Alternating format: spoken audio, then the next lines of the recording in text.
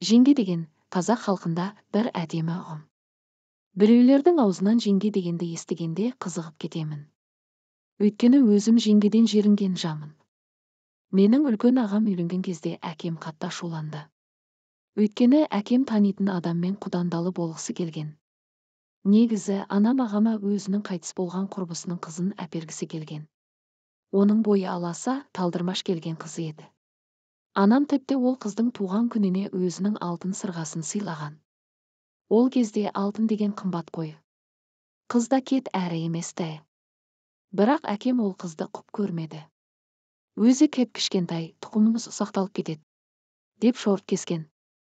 Ағам әскерден келген соң қаланың бір қызын алып қашты. Өз аса тани қоймайтын студент қыз еді ол. Бұған ата-анамыз алғашқыда кәдімгідей қуанды. Үйде қаражат бола қоймады ма, ата-анамыз қыздың әке-шешесінің алдынан өтуге дереу бара қоймай, бір аптадан соң барды. Үлкендер жағы аяққа жығылуға кеткенде ағамыз қалыңдығымен бірге той киімдерін сатып алып үлгеріпті. Бірақ құдалар уақытында келе қоймадыңдар, қызымыз оқуы керек деген сылтауларын айтып, қыздарын сабаққа барған жерінен ұстап алып, үйлеріне алып қайтып жібермей қояды.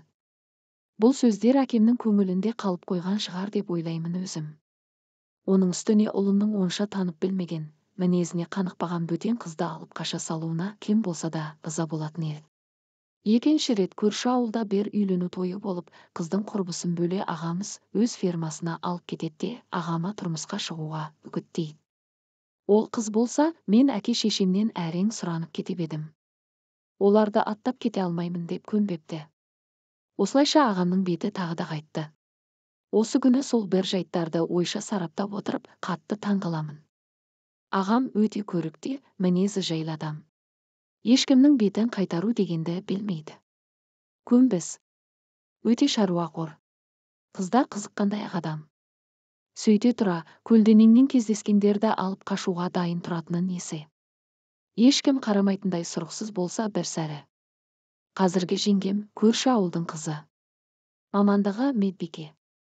Ол оқу бітірген соң ауданымыздағы басқа бір ауылда еңбектеніп жүріпті. Ол ауылға ағам іссапарға барып жүріп танысқан.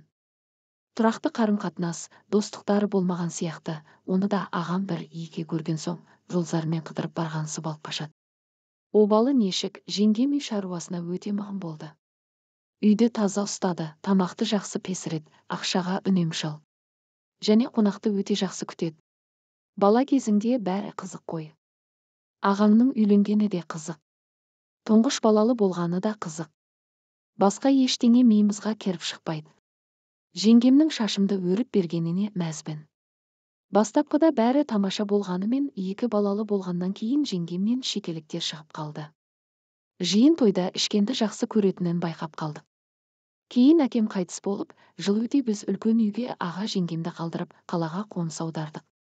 Ол дағдарыс уақыты болғандықтан ауылда жалақы болмай, жұрт жоқшылықты бастан кешті. Ағам жұмыс істегенімен дұрыс еңбекақы жоқ. Сол себепті анам зейнетақысын алысымен азық-түлік арқалап ауылға кетеді.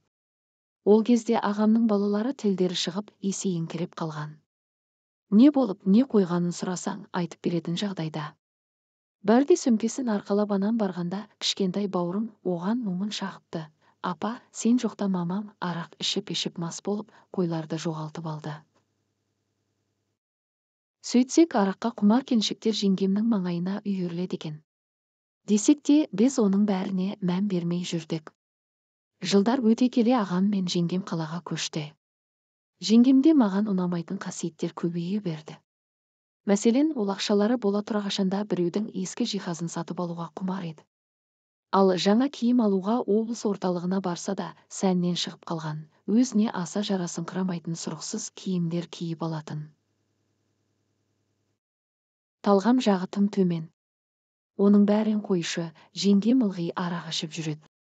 Мас болып далада домалап жатпаса да, нөкерлерін жиып алып, үнемі арақ ішіп отырса, береке қашады екен. Ағам ақшаны қалай күреп тауып жатса да, үйлері тым жұпыны. Қит етсе жеңгем міндетті түрде біреумен арақ ішіп отырады. Кейде тіпті кіріп келген адамға білдірмес үшін құманға құйып алып ішіп отыратын.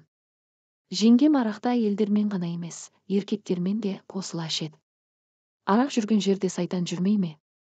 Кейде жеңгеміз әйел еркеге аралас топпен кафелерде де жүре береді. Күйеуінсіз ақ әйелдің маскүнемдігі емделмейді деуші еді. Әсілі әйел ғана емес, арақ қойған еркекті де көргеміз жоқ. Мынадай қиын заманда ешбір ойсыз отырып алып арақты қылғыта беретін жеңгемнің әрекетіне миым жетпей ақ қойды.